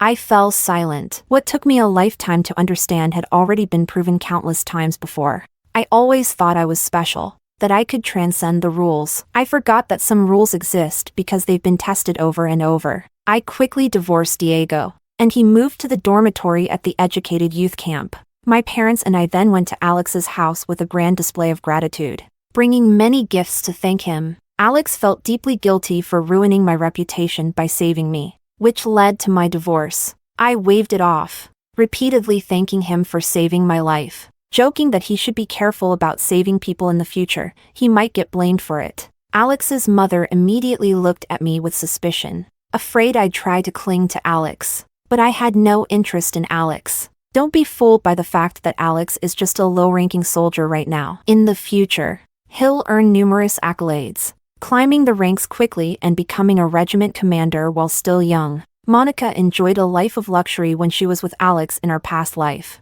though she was constantly blamed by Alex's mother for being unable to have children. And Diego? Even if he later became a professor, so what? It took him 20 years to earn his title, far inferior to Alex. If Monica knew what she missed out on, she'd probably regret it so much it'd eat her alive. Chapter 8. The college entrance exams approached quickly. Diego, wary of any tricks I might pull, rushed around to pull strings, ensuring Grandpa would issue him the necessary introduction letter. Once he had the letter in hand, he strutted around every time he saw me, smugly saying, "Women are short-sighted, even if you've been reborn. So what? You're still as useless as ever." I replied coldly, "At least I got rid of a parasite like you. This time, no one will secretly hide my college acceptance letter." Diego was at a loss for words and shot me a glare before storming off. He thought he could take the college entrance exams?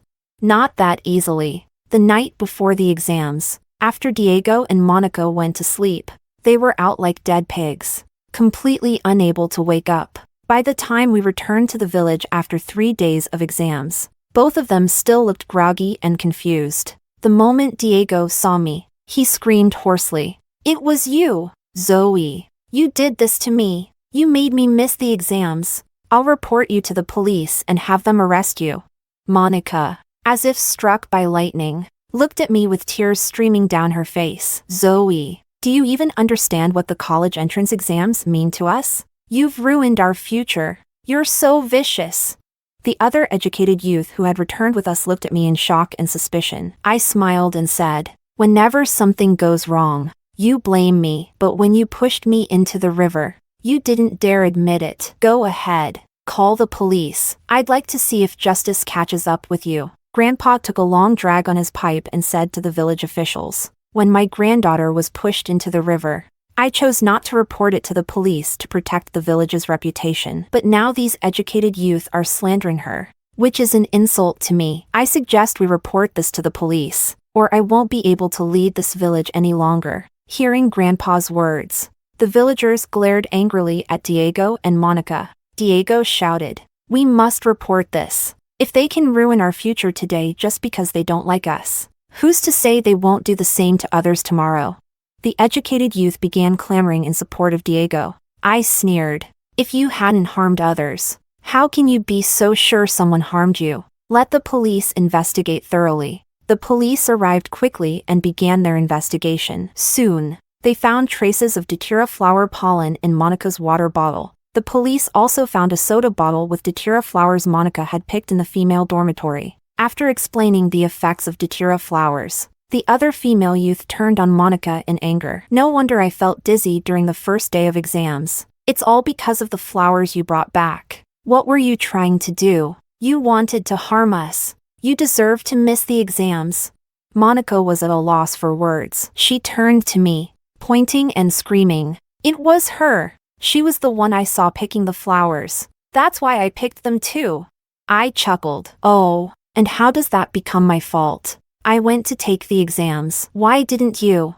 Diego's face turned pale. I extended my hand toward him and said, "Out of respect for our marriage, I didn't take my brother's textbooks from you. But since you're both so ungrateful, return my family's things." I wanted nothing more than to watch them work tirelessly, only to have all their efforts come to nothing. The police couldn't determine who had put the pollen in Monica's water bottle. In the end, they concluded that Monica must have accidentally contaminated it herself and then shared the sugar water with Diego, which caused them both to fall unconscious. My younger brother glared at Diego and snatched his textbooks from Diego's bed. Diego glared back at me and spat out, "Don't get cocky, Zoe. Even if we didn't take the exam this year, we'll pass it next year." I waved the textbooks in my hand. "I'll be watching." Leaning closer to Diego, I whispered, "How did the sugar water you gave Monica taste? Sweet?"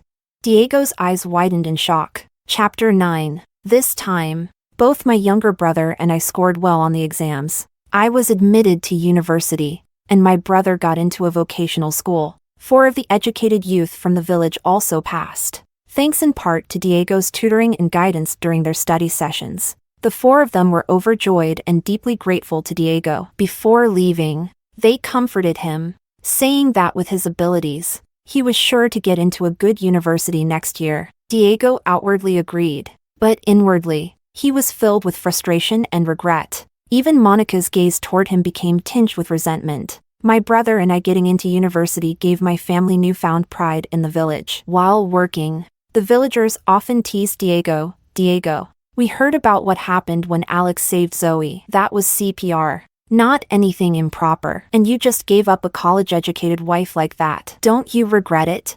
Diego's face darkened, and he stayed silent. The villagers laughed even harder, saying he must regret it so much it made him sick to his stomach. The gossip eventually reached Monica's ears. Tearfully, she went to Diego, saying, "Diego, do you regret it? I didn't mean to. I didn't know datura was poisonous. I don't know how the pollen got into the water bottle. You don't blame me, do you?" Diego gently comforted her. "I don't blame you. If anyone's to blame, it's Zoe." Hearing this, I frowned and said, "Diego, don't push all your misdeeds onto me. If you keep slandering me, I'll have to report it." Seeing Diego's expression, I couldn't help but laugh out loud. During the holiday, when my brother and I returned to the village, we heard that Diego and Monica had gotten married. It turned out that Alex had returned from the army with a fiancée and had even been promoted. At just over 20 years old, he was now a regimental commander with a promising future. When Monica learned the news, she was filled with regret. When Alex returned with his fiancée, Monica clung to him, demanding that he take responsibility for her. This infuriated Diego. He promised Monica that he would provide her with a good life, but Monica cried and said she couldn't take it anymore. With another year to go before she could take the college entrance exams, the heavy labor had left her malnourished, poorly clothed, and living in substandard conditions. She had fallen ill multiple times and could no longer endure it. She also blamed Diego, saying that if she hadn't listened to him, she would have gotten into college and become the wife of a regimental commander by now. Though it might not have been a life of luxury, it would certainly have been better than her current situation. To cling to Alex, Monica jumped into the river as he was passing by. Alex initially wanted to jump in to save her, but he remembered what I had told him before and refrained, instead calling for someone else to help. When another person went in and saved Monica, she slapped him across the face, blaming him for rescuing her. The villagers who came to help immediately understood her intentions and were deeply displeased, calling her ungrateful. Later, when she fell down an embankment in the fields, not a single person came to her aid. She broke her leg in the fall. Diego spent all his money taking her to the hospital. He even tried to get an advance on his work points but was sternly refused by the accountant. The two of them struggled desperately just to survive, long forgetting about their plans to study. The next year's college entrance exams came, and as expected, Diego passed while Monica failed. Afraid that Diego would leave her, Monica agreed to marry him, and they registered their marriage. However, just before Diego was about to leave for school, Monica tore up his admission letter. Diego went mad. Monica said, "You promised to love me for a lifetime. You also said we'd go to college together. Until I get into college, you're not allowed to leave." Diego gave in, but 1 or 2 years passed, and by the time I graduated from university, Monica had already given birth to 2 children. She still hadn't gotten into college, and naturally, Diego never went either. In my first year of work, I saw Diego again. He was haggard and aged, bent over as he dug in the dirt. The once proud professor from my past life had completely turned into a farmer. When he saw me, his eyes lit up with hope, and he smiled obsequiously as he asked to borrow money. He said he was fed up with his life and just wanted to leave Monica and pursue the life he had always dreamed of. I shook my head and refused, then turned around and immediately told Monica what Diego had said. The two of them had another round of fights and arguments. "Diego, you chose love, so enjoy your love conquers all life to the fullest. As for me, having been reborn, I want both success and recognition. I want to savor the process of building a life and enjoy the beautiful life I've worked hard to create."